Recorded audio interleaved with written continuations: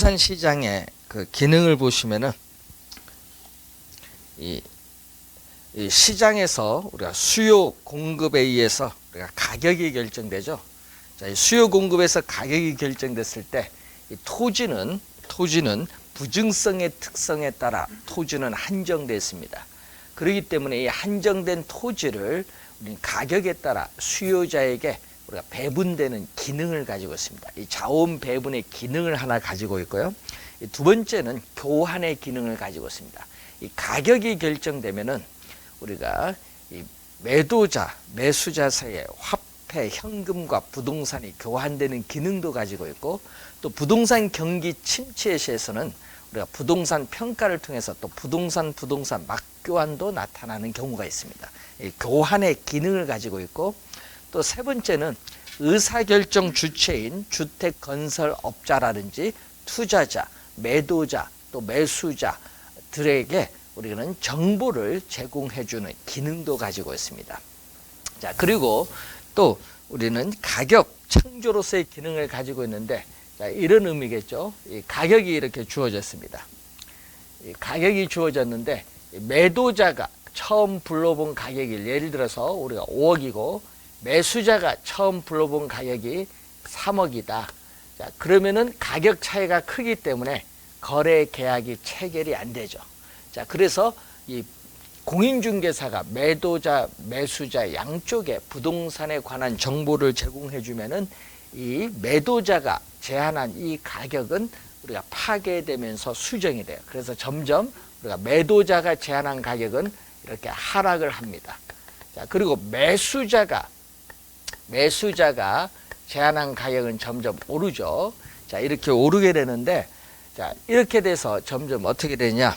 이 시간이 흘러가다가 어느 정도, 이 정도 이제 시간이 흘러왔겠죠?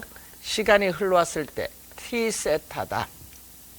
자, 그래서 이 T세타 지점에서 우리는 매도자가 우리가 양보할 수 없는 하한 가격과 매수자가 양보할 수 없는 상한 가격이 여기서 충돌을 일으키죠.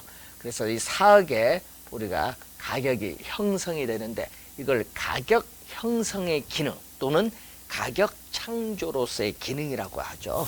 그래서 가격 형성의 기능, 가격 창조로서의 기능이 나타나고, 또 이 토지의 지속적인 대체라든지 또 이 경쟁 등을 통해서 우리는 토지를 최고 최선의 이용, 또 최유효 이용으로 도출하는 과정에서 이 토지의 양과 질을 조정하는 기능을 가지고 있습니다.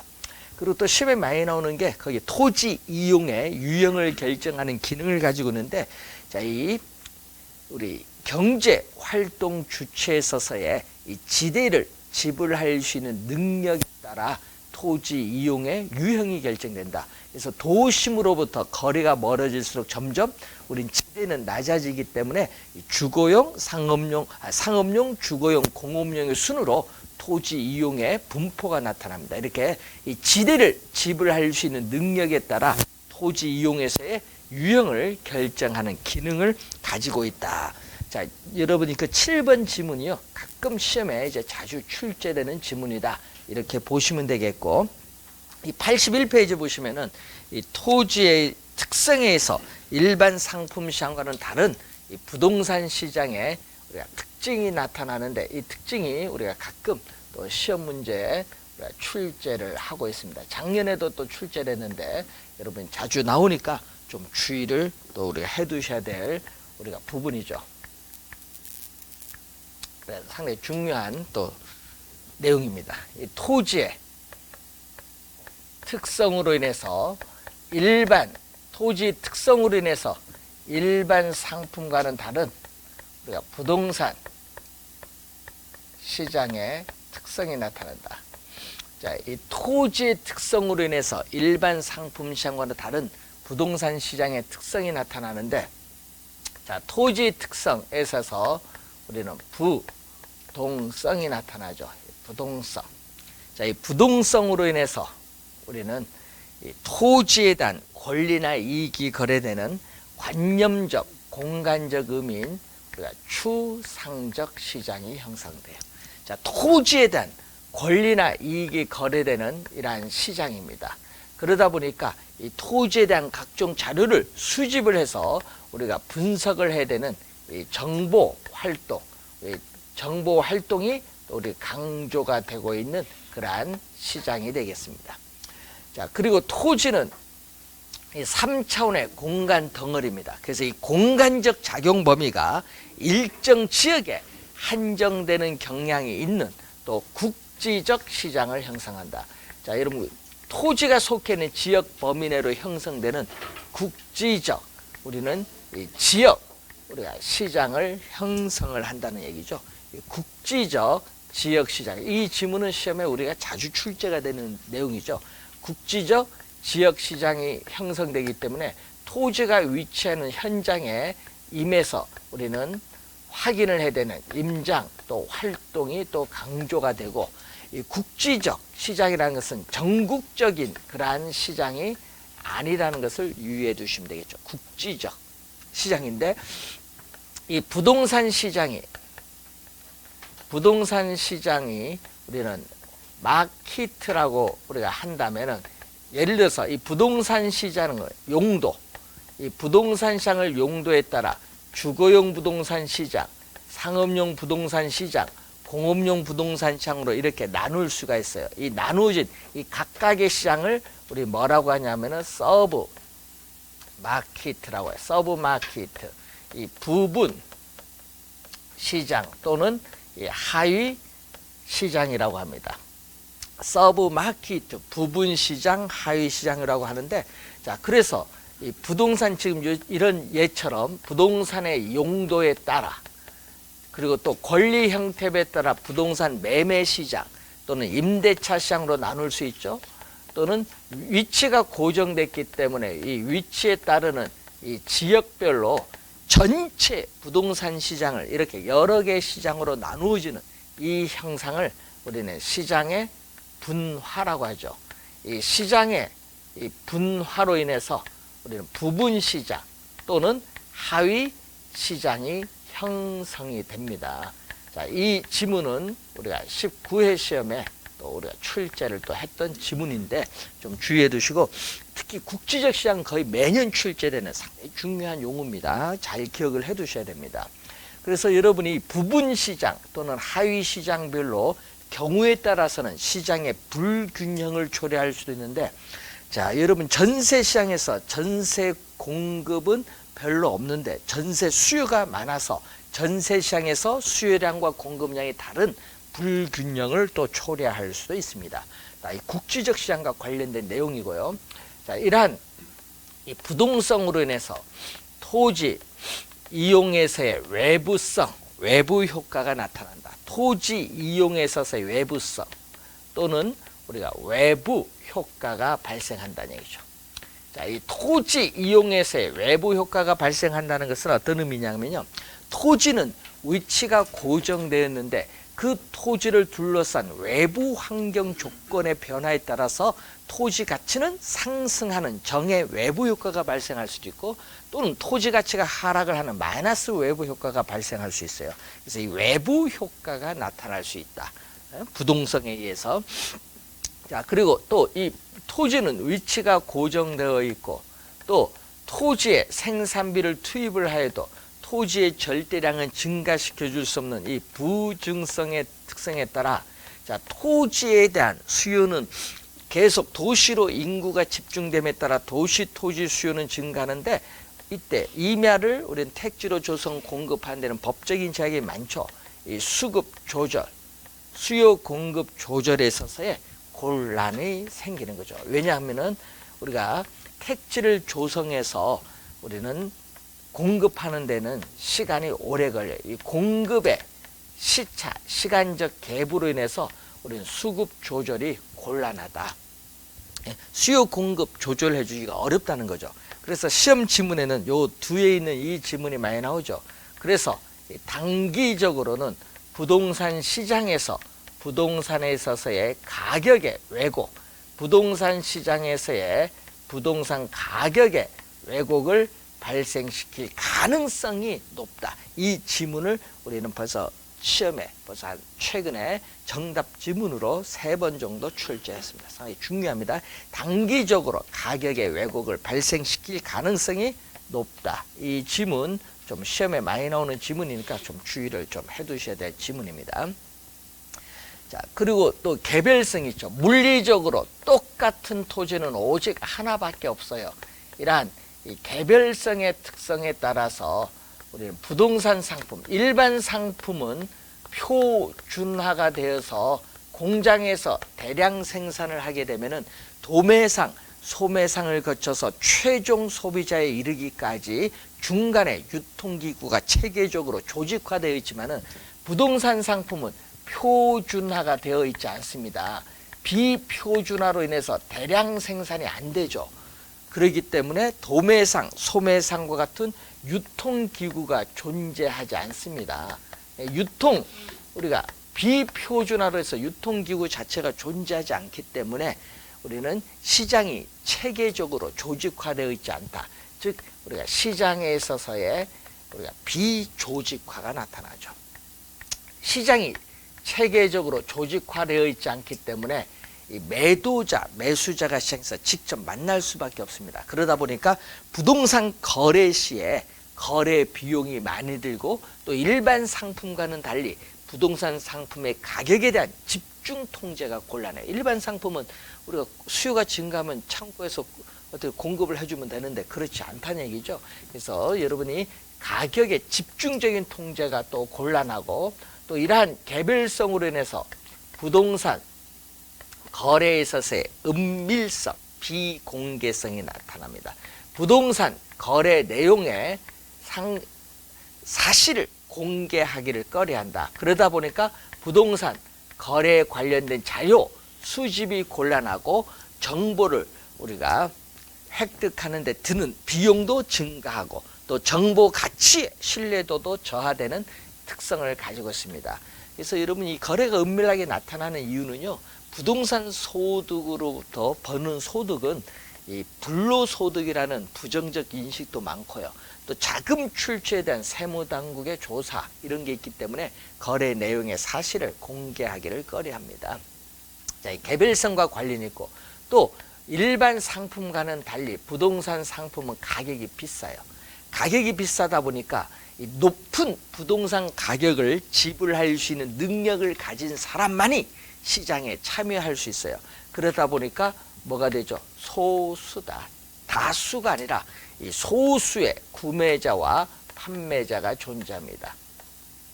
이 소수의 구매자와 판매자가 존재를 하게 된다. 소수의 구매자와 판매자가 존재하고요. 또 그러다 보니까 부동산 시장에 진입을 하는 수요자와 공급자의 수를 상대적으로 제한을 하면서 부동산 시장을 또 우리가 불안전한 경쟁 시장으로 만드는 요인이 됩니다. 또 가격이 비싸니까 금융시장에서 자금을 조달할 필요가 있습니다. 그래서 또 이 자금의 유용성, 이 자금 조달의 가능성을 말하거든요. 이 자금의 유용성, 자금 조달의 가능성인데 이 자금의 우리가 유용성과 깊은 관련을 맺고 있다. 자금의 유용성과 깊은 관련을 맺고 있다. 고가의 상품이죠. 그래서 이 자금의 유용성은 특히 이 정부에 있어서의 우리는 화폐, 금융 정책에서 영향을 많이 받아요. 우리가 예를 들어서 한국은행에서의 기준금리가 지금 1.5%인데 이거 올리면은 대출 금리가 오르거든요. 이 정부의 금융 정책에 좌우되면서 뭐에 영향 주죠? 이 금리에 영향을 주면서 자금 조달 가능성에도 여러분 영향을 미치고 있어요. 그래서 항상 금리가 중요하죠, 우리. 자, 그리고 또 가격이 또 비싸다 보니까 이 매매 기간에 있어서의 장기성이 나타납니다. 매매 기간의 장기성이라는 것은 단기간에 부동산 거래가 이루어지기는 곤란하다는 얘기죠. 단기 거래에 있어서의 곤란성이 나타납니다. 왜 그러냐 하면요. 가격이 비싸다 보니까 이 매수자 입장에서는 이 부동산을 구매하는 자금 모으는 데 시간이 오래 걸려요. 구매 자금 축적 기간에 있어서의 장기성, 구매 자금을 모으는데 오랜 시간이 걸리면서 우리가 나타나고, 또 매도자 입장에서는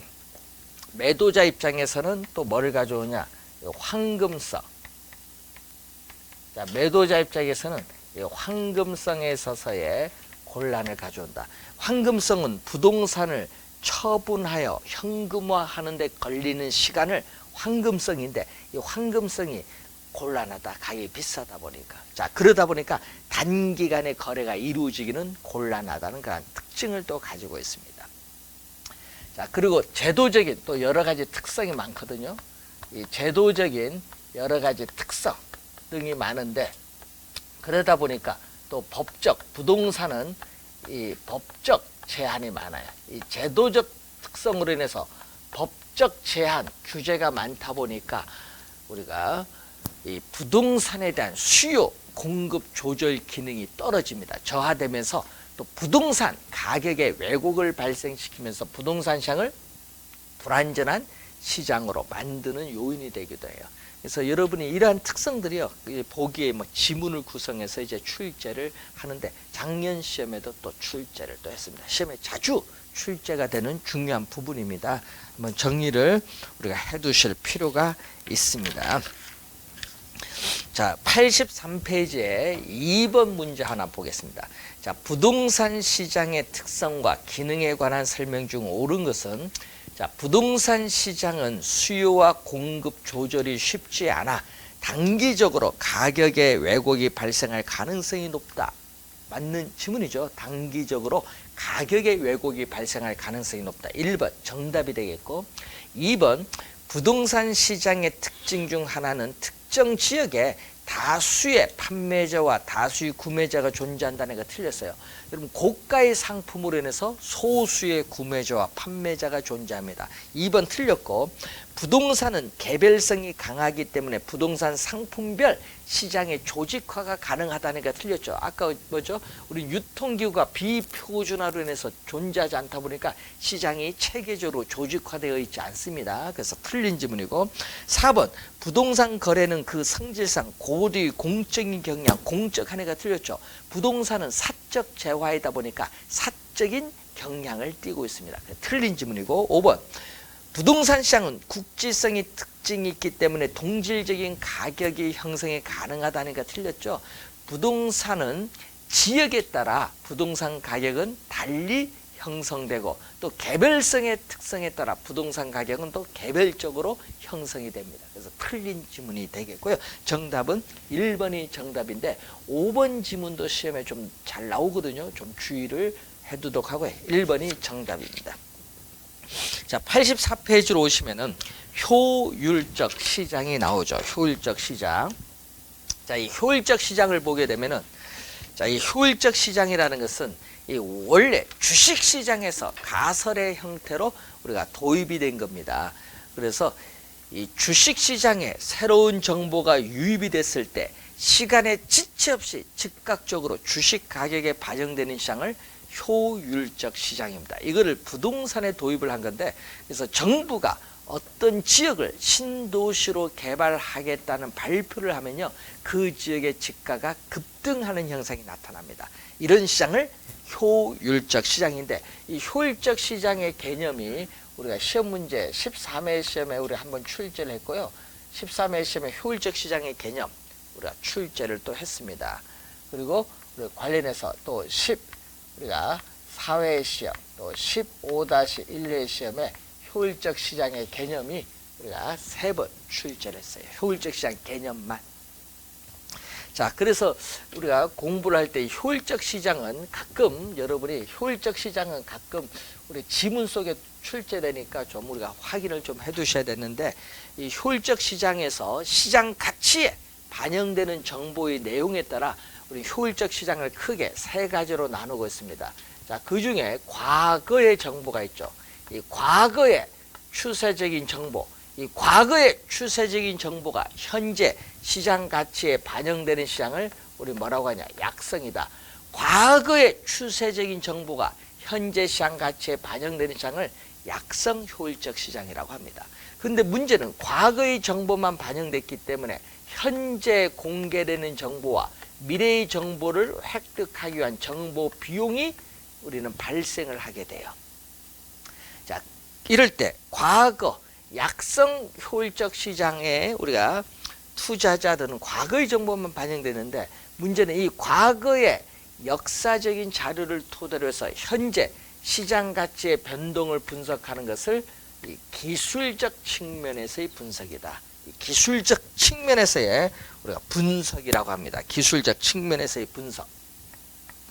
자, 그래서 약성 효율적 시장의 참여자들은 모두 기술적 분석을 하고 있다고 가정을 합니다. 그래서 이 기술적 분석을 통해서 나타난 기술적인 여러 가지 지표를 가지고 약성 효율적 시장의 투자자들이 투자를 한다 하더라도 우리는 초과 이윤은 획득을 할 수는 없다, 이런 얘기죠. 그래서 이 총수입, 이 초과 이윤이라는 것은 총 수입이 총 비용보다 크면은 초과 이윤이 발생한 거고, 이 정상 이윤은 총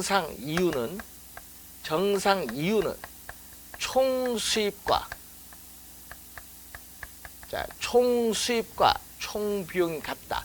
총 수입과 총 비용이 같으면은 정상 이윤만 존재를 하게 됩니다. 초과 이윤도 없고 손실도 없는 상태를 말하죠. 자, 그래서 이러한 기술적 분석을 통해서는 초과 이윤은 얻을 수 없지만은 정상 이윤은 획득은 가능합니다. 초과 이윤은 얻을 수 없지만 초과 이윤도 없고 손실도 없는 정상 이윤은 획득은 할 수 있다.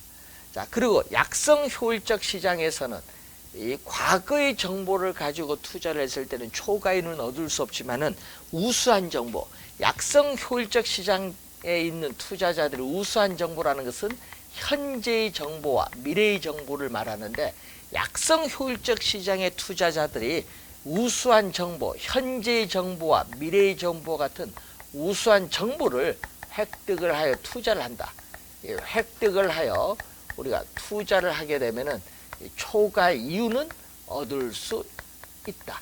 그러니까 기술적 분석을 통해서는 초과 이윤은 얻을 수 없지만은 우수한 정보를 획득하여 투자하면은 초과 이윤은 얻을 수 있다라는 그러한 내용입니다. 자, 그러면 이 과거의 정보에다가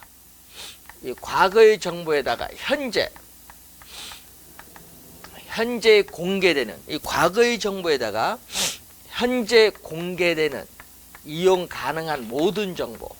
자, 과거의 정보에다가 현재 공개되는 이용 가능한 모든 정보까지 현재의 시장 가치에 반영되는 시장을 우리는 또 중강성 효율적 시장이라고 합니다.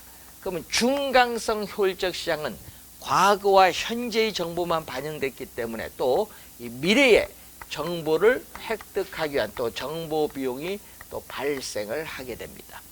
자, 그러면은 이 과거의 정보와 현재 공개되는 이용 가능한 이 정보를 더해준 것을 우리 뭐라고 하냐? 공표.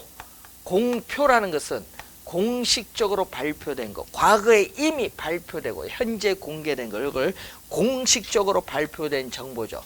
이러한 공식적으로 발표된 정보, 예를 들어서 삼성전자가 올해 사업계획, 영업계획을 발표했다. 그런 발표된 정보인데, 그럼 이러한 공표된 정보를 토대로 해서 현재 시장 가치의 변동을 분석하는 것을 또 전문용어로 기본적 분석이라고 해요. 자, 그럼 기본적 분석인데, 이 중강성 효율적 시장의 투자자들이 이러한 기본적 분석을 통해서 또 투자를 한다 하더라도 초과 이윤은 또 획득할 수는 없어요. 초과 이윤은 획득할 수 없지만은 또 뭐를 기본적 분석을 통해서는 정상 이윤은 획득이 가능합니다. 정상 이윤은 획득 가능하고, 또 중강성 효율적 시장의 투자자들이 이 미래의 우수한 정보를 또 획득하여 투자하면 초과이윤은 얻을 수 있다. 왜? 현재 정보만 반영됐어요. 그래서 여러분 아직 발표되지 않은 미래의 정보를 이용해서 우리가 쌀 때 사서 발표한 이후에 비쌀 때 팔면은 초과이는 얻을 수가 있다는 거죠. 자, 그런데 이 그림을 보면은 어떤 시장이 중강성 효율적 시장이라면 그 시장은 이 약성 효율적 시장을 포함하고 있기 때문에 약성 효율적 시장의 성격도 아울러 가지고 있다. 이렇게 볼 수가 있습니다. 자, 그러면 이러한 공표된 정보뿐만 아니라 공표되지 않은 정보가 있죠. 공표되지 않은 정보. 자, 이 공표된 정보뿐만 아니라 공표되지 않은 정보. 자, 이 공표된 정보뿐만 아니라 이 공표되지 않은 정보까지 우리가 시장 가치에 이미 모두 반영되어 있다. 공표된 정보든 공표되지 않은 정보든 이미 시장 가치에 모두 반영이 되는 이 시장을 우리는 전문용어로 강성 효율적 시장입니다. 그럼 강성 효율적 시장은 이 공표되지 않은 정보는요, 기업에 있어서의 비공개된 내부 정보입니다. 이 기업에 있어서의 비공개된 내부 정보가 공표되지 않은 정보인데, 그래서 이 공표된 정보든 공표되지 않은 정보든 이미 시장 가치에 모두 반영되어 있기 때문에 강성 효율적 시장에서는 정보를 획득하기 위한 비용이 존재하지 않습니다. 그렇기 때문에 완전 경쟁 시장에서 모든 정보가 다 공개되어 있는 완전한 정보라는 가정에 가장 잘 부합이 되는 시장이기 때문에 강성 효율적 시장을 진정한 의미의 효율적 시장이라는 용어를 사용합니다. 자, 그래서 강성 효율적 시장은 여러분이 과거, 현재, 미래의 모든 정보가 반영되어 있기 때문에 시장 내에 어떠한 정보를 이용해서 우리는 투자를 한다 하더라도 결코 초과 이윤을 우리는 획득할 수 없다. 결코 초과 이윤을 획득할 수 없어요. 근데 약성이나 중강성은 우수한 정보를 이용해서 투자하면 초과 이윤을 얻을 수 있지만은 강성 효율적 시장의 투자자들은 어떠한 경우에도 결코 초과 이윤을 얻을 수 없어요. 그렇지만은 또 뭐는 가능하다. 정상 또 이윤은 획득이 가능하겠죠. 자, 이 관련된 내용이 여러분 교재 84페이지 밑에 표를 통해서 또 우리 간단하게 언급을 하고 있고요. 자, 85페이지 보시면은 효율적 시장의 형태가 있죠. 자, 어떠한 형태의 이 세 가지가 있는데 어떤 형태의 효율적 시장이 시장에 존재하고 있는가는 나라마다 다를 수 있고 효율성의 정도도 나라마다 다를 수 있어요. 자, 후진국은 정보가 많이 비공개되다 보니까 효율성의 정도는 낮아요. 근데 선진국으로 갈수록 정보의 공개가 많이 되죠. 그렇기 때문에 선진국으로 갈수록 효율성의 정도는 높다. 이렇게 볼 수 있는 겁니다. 자, 관련해서 우리가 한번 확인을 해봐야 되는데, 그래서 우리나라의 이 부동산 시장, 자, 우리나라의 이 부동산 시장이라든지 또는 주식 시장이라든지 외환 시장이 있죠. 자, 우리나라의 부동산 시장, 주식 시장, 외환 시장은 이 공표되지 않은 미래의 정보까지 반영되는 강성의 효율성까지는 나타나지는 않습니다. 언제까지만 현재 공개되는 정보까지 반영되는 이 중강성까지의 시장을 말하죠. 또 19회 시험에 또 출제를 했습니다. 강성의 효율성까지는 나타나지 않고 현재 공개되는 정보까지만 반영되는 중강성까지만 나타나는 시장이다. 이렇게 보시면 되겠습니다. 자, 86페이지 보시면은 할당적 효율성에 대한 용어가 나오죠. 할당적 효율성. 할당은 배분이라는 얘기인데, 그래서 자원이 효율적으로 배분이 이루어지는 시장이 할당적 효율성이라는 내용이죠. 자, 그래서 이 부동산 시장에서, 자, 이 부동산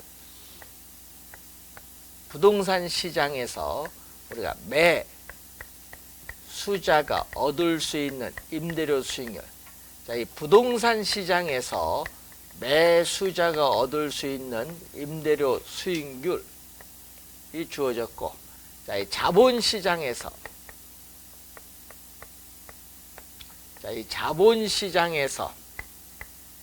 자본시장에서 매도자가 얻을 수 있는 위험을 감안한 수익률이 있어요.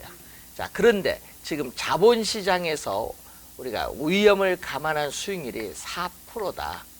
자, 4%인데 이 부동산 시장에서 상가에 대한 임대료 수익률이 7%다. 그러면 자본시장의 수익률보다 부동산 시장에서 상가 임대료 수익률이 7%로 높게 되면요, 우리는 자금, 돈은요, 수익률이 낮은 쪽에서 수익률이 높은 쪽으로 우리는 자금은 이동해요. 그러니까 여러분이 자본시장에서 부동산 시장으로 자금이 이동을 해요. 수익률이 높으니까. 그럼 부동산 시장에서 부동산을 사고자 하는 수요는 뭔다? 수익률이 높으니까 증가를 하겠죠. 부동산 수요가 증가를 해요. 그러면은 이 부동산 가격은 우리가 하락을 하겠죠. 부동산 가격은 하락합니다. 자, 수요가 증가하면 상승을 하게 되는데, 자, 예를 들어서 여러분 시장에서 부동산 가격이 8억이었다가 뭐 10억으로 이렇게 오르는 겁니다. 부동산 가격이 오르면요, 투자자 입장에서는 비용이 증가하죠. 8억 투자하면 되는데 이제 10억을 투자해야 되니까 비용이 증가하게 돼요. 그래서 이 임대료 수익률은, 여러분 수익률은 분모는 뭐죠? 이 분모는 수익률을 구할 때는 분모는 부동산을 취득을 하는데 총 투자한 금액, 비용을 얘기하는데 총 투자한 금액이 바로 부동산 가격입니다. 부동산을 취득을 하는데 총 투자한 금액이 부동산 가격이에요.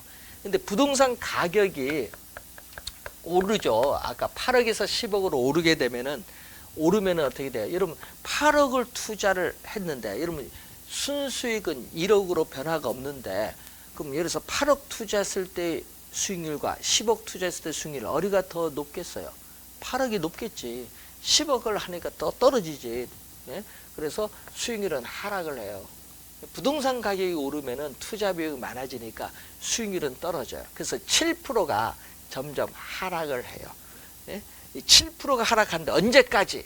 또 수익률 4%, 자본시장의 수익률 4%와 서로 같을 때까지, 이렇게 같을 때까지 뭐 한다?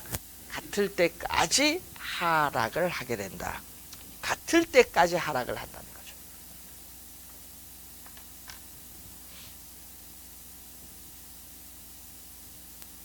자, 이런 경우가 있고, 그 다음에 만약에 이 부동산 시장에서 임대료 수익률이 2%다. 2%가 돼서 자본시장의 수익률이 높으면 또 수익률이 또 뭐 한 쪽에서 수익률이 또 낮은 쪽에서 수익률이 높은 쪽으로 또 자금이 이동을 하겠죠. 또 자금이 이동을 하면은 이 부동산 시장에서의 부동산에 대한 수요는 또 줄어들죠. 부동산 수요가 줄어드니까 부동산 가격은, 수요가 줄어들면 부동산 가격은 우리가 하락을 합니다. 자, 부동산 가격이 우리가 하락을 하게 된다는 그런 내용이죠. 자, 부동산 가격이 하락을 하면 임대료 수익률은 어떻게 바뀌느냐? 자, 임대료 수익률은 이 부동산 가격에 대해서 우리가 순수익가의 비율인데, 문제는 부동산 가격이 뭘 예를 들어서 뭐 8억에서 6억으로 뭐 하락을 했다. 하락을 하면 이전보다 비용이 적게 드니까 수익률은 높아지는데, 언제까지? 수익률은 상승, 2%에서 상승하는데 이 자본시장 수익률 4%와 같을 때까지 상승을 해요. 그래서 이 두 개가 서로 같을 때, 이 두 개가 서로 같을 때 우리 뭐라고 하냐? 균형이라고 해요. 균형. 두 개가 서로 같을 때 우리는 균형이 달성된다는 거죠. 균형. 같을 때 우리가 균형이 달성된다. 그럼 이때를 우리는 균형이 달성될 때는 우리는 부동산 시장과 자본시장에서 자금 이동이 없는 상태인데, 이 자금 이동이 없는 이 상태를 전문용어로 우리 할당적 효율성이라고 말했어요. 할당적 효율성.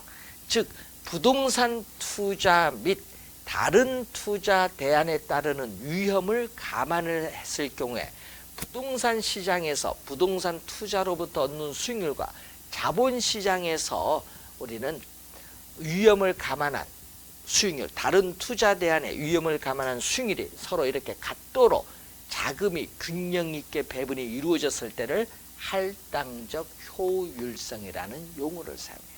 할당적 효율성. 자, 그리고 86페이지 두 번째 불완전 시장과 할당적 효율성의 이제 1번 지문이 얘기거든요. 이제 완전 경쟁 시장이 나오거든요. 자, 완전 경쟁 시장은 자원이 효율적으로 배분이 이루어지는 시장이 완전 경쟁 시장입니다. 이상적인 형태의 시장인데 이 완전 경쟁 시장은 여기에 포함돼요. 할당 효율적 시장에 포함됩니다. 그래서 여러분이 중학교 때 배운 게 이런 게 있죠. A는 B다가 맞는 참인 문장이 되기 위해서는 A가 B 안에 포함이 되면 돼. 그러면 완전 경쟁 시장은 할당 효율적 시장이다 하면은 포함이 여기 포함되기 때문에 맞는 지문입니다. 그럼 역은 뭐냐? 할당 효율적 시장은 완전 경쟁 시장이다 하면 틀려요. 왜? 할당 효율적 시장이 요 안에 포함이 안 돼요. 왜? 어느 부분이 이 부분이 어떻게 돼? 포함이 안 되잖아요. 완전 경쟁 시장 안에. 그래서 할당 효율적 시장은 완전 경쟁 시장이다 하면 틀린 지문이야. 그렇기 때문에 뭐가 나오죠? 할당 효율적 시장은 완전 경쟁 시장을 의미하는 것은 아니다. 이 빨간 부분이 불완전 경쟁 시장이거든요. 그러면 할당 효율적 시장은 완전 경쟁 시장을 의미하는 것은 아니다. 즉 불완전 경쟁 시장도 초과이윤, 초과이윤이 1억 원이다. 또 초과이윤을 획득하는 데 드는 비용도 1억 원이다. 같다. 이 불완전 경쟁 시장이라 할지라도 초과이윤을 획득하는 비용과 서로 일치 같다면은 할당 효율적일 수 있다.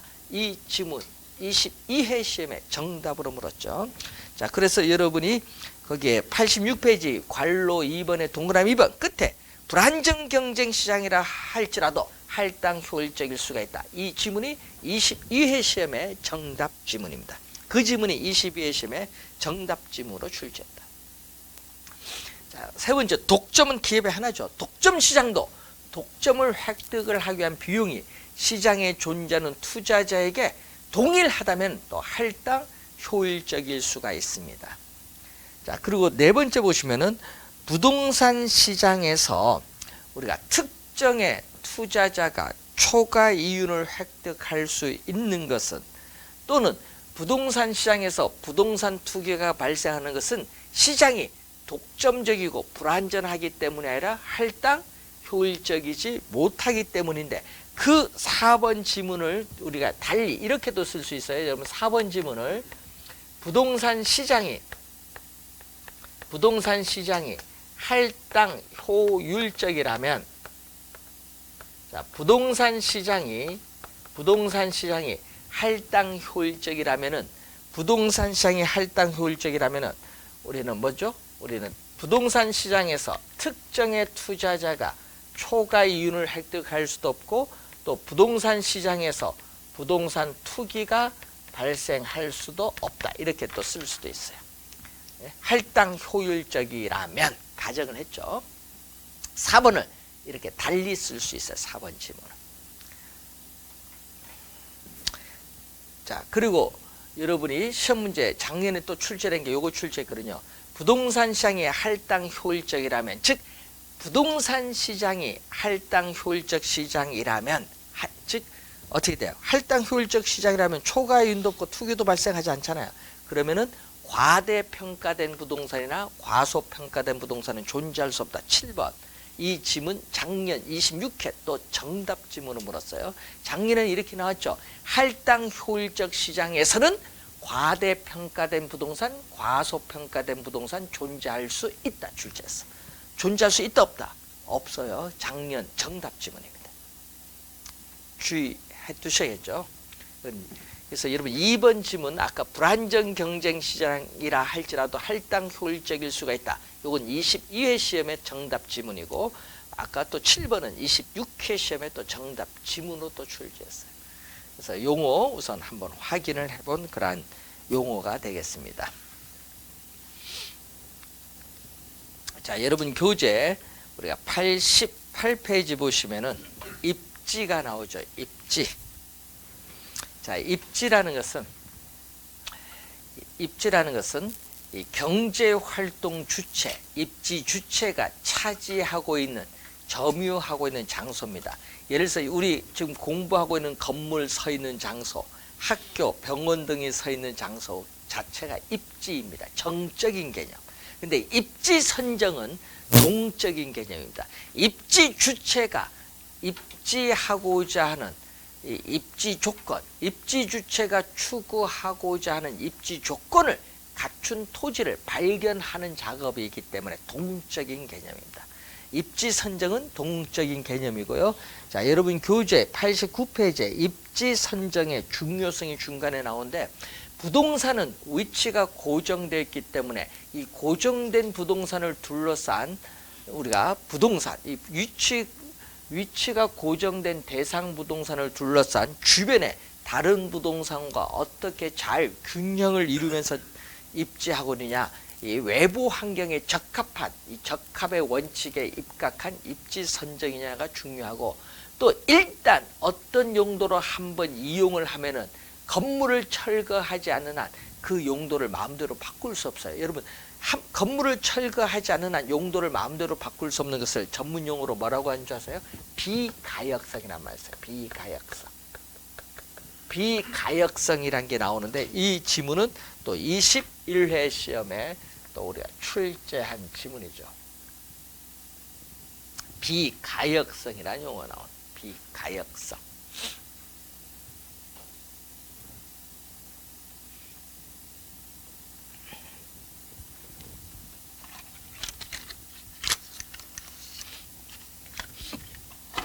자, 비가역성이라는 그런 용어가 나오고요. 자, 그리고 여러분 교재 89페이지에 농업입지이론이 나오죠.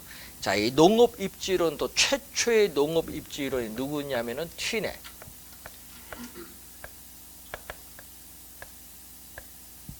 자, 이 튀넨의 농업입지이론인데, 튀넨의 어디서 고립국이론에서 나오거든요. 그래서 튀넨의 고립국이론은 1826년에 나타난 이 고립국 이론에서 나타나는 튀넨의 농업입지이론 최초거든요. 자, 그러면은 우리 보게 되면 중심진 시장입니다. 자, 이 중심진 이 시장에서 우리는 거리가 이렇게 멀어지고 있어요. 이때 이 지대인데, 자, 이때 이렇게 지대 이런 게 나오죠. 지대를 이 지불할 용의가 있는 곡선, 이 지대 지불 곡선 또는 한계 지대의 곡선인데, 이것이 지금 그러면서 오른쪽 밑을 향하는 우하향하고 있다. 자, 이때 시장으로부터, 여러분 시장으로부터 거리가 이 정도 떨어진 지점에서는 지대가 제로가 되죠. 지대가 0이다. 그래서 0, 제로, 제로. 지대가 0인 상태는 거리, 이것을 우리는 튀네는 한계지라고 했어요. 그러면 이 한계지, 이 점을 넘어가서는 마이너스로 가니까 토지를 이용 안 해요. 그럼 어디까지? 한계지까지만 토지를 시장에서 여기까지만 이용을 해요. 그래서 튀네는요, 농업용 토지가 여러분이 한계지에서 농산물을 생산해서 시장에 운송하면 운송비가 많이 들어요. 가장 많이 들어요. 여기서만 생산하니까 요 안까지만, 여기서 넘어서는 생산 안 해요. 그러면은 이 한계지 내에서 농업용 토지가 시장에 가까워지면 가까워질수록 뭐가 전략되죠? 우리는 수송비가 전략이 돼요. 그래서 이 수송비의 전략분, 자, 여러분이 거기 보니까 이 한계지 내에서 농업용 토지가 시장에 가까워지면 가까워질수록 이 전략되는 수송비, 이 수송비의 전략분이 뭘로 지불돼야 된다? 지대로 지불해야 된다는 이론을 전개시킨 학자가 튀네냐. 그래서 튀네는 항상 뭐를 중요시하는 거죠? 수송비를 중요시하는 거죠. 수송비. 그래서 튀네 하면은 항상 수송비가 떠올라야 돼. 수송비.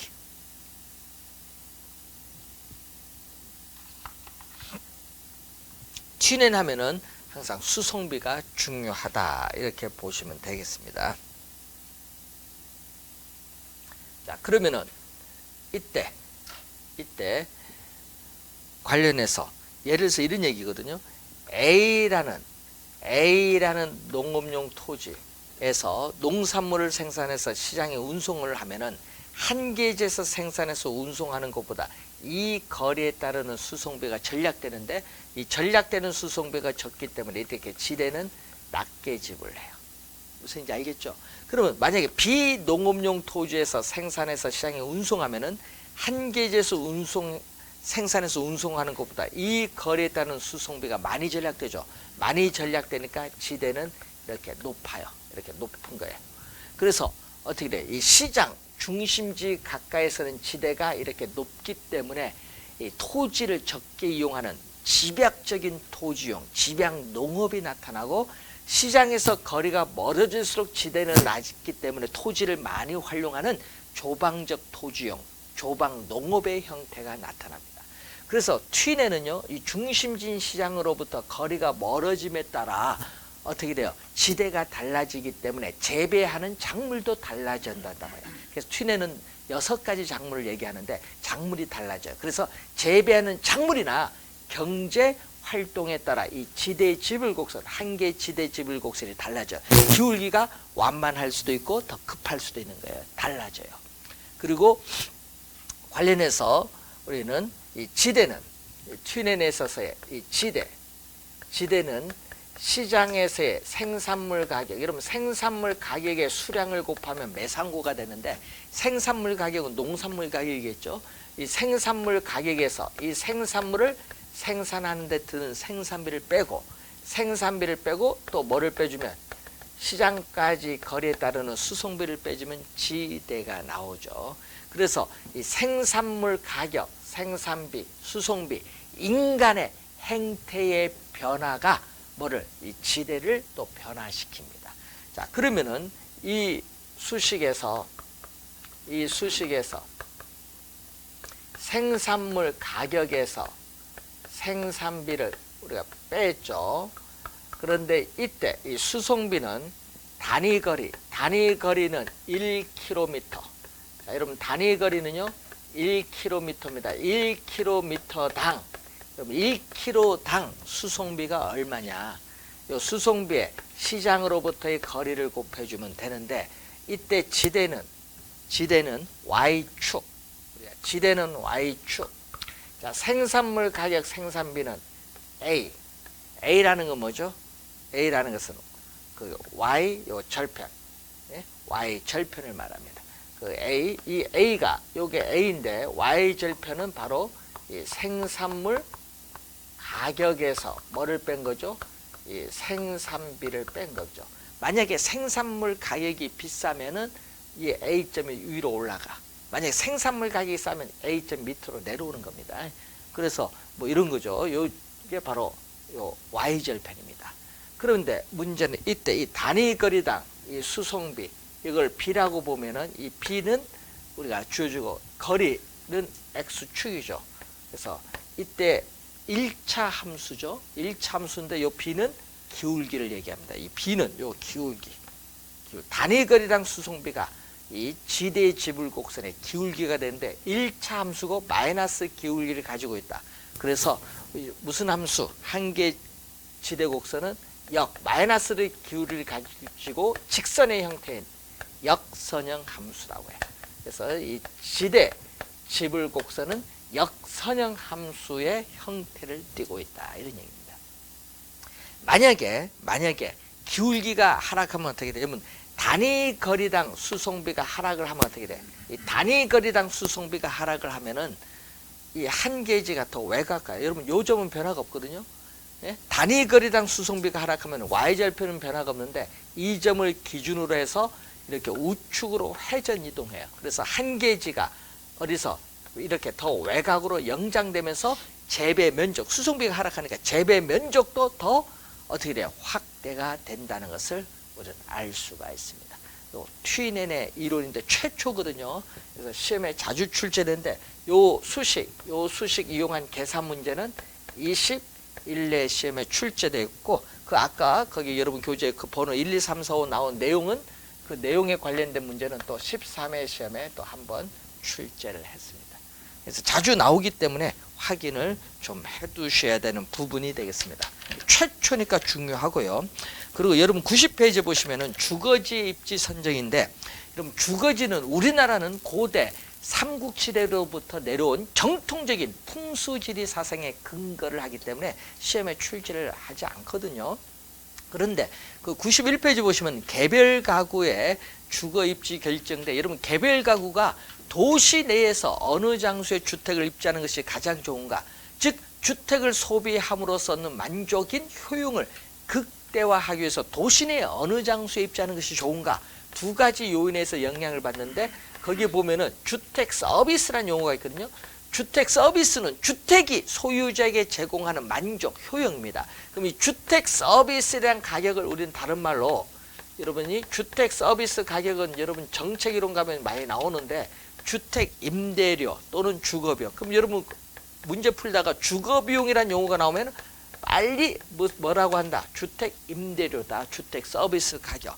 그리고 이 교통 비용, 두 가지 요인에 의해서 영향을 받는데, 여러분 상식적으로 생각합니다.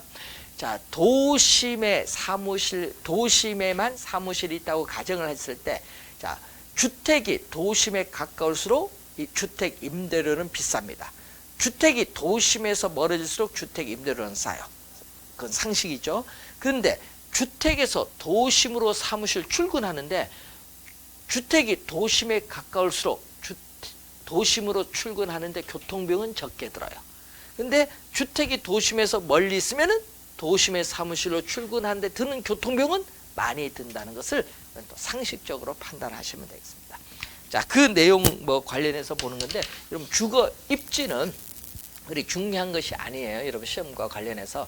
그래서 여러분이 가벼운 마음으로 용어 정도, 아까 풍수지리 사상에 근거한다 이렇게 보시고요. 우리 출제는 입지이론에서는요, 상업지가 중요해요. 출제위원들은요, 상업지에서 출제합니다. 그래서 여러분 시험에 나오는 우리 상업지를 이제 볼 텐데, 그 중에서 이제 여러분이 94페이지부터 잠시 쉬고 진행을 하도록 하겠습니다.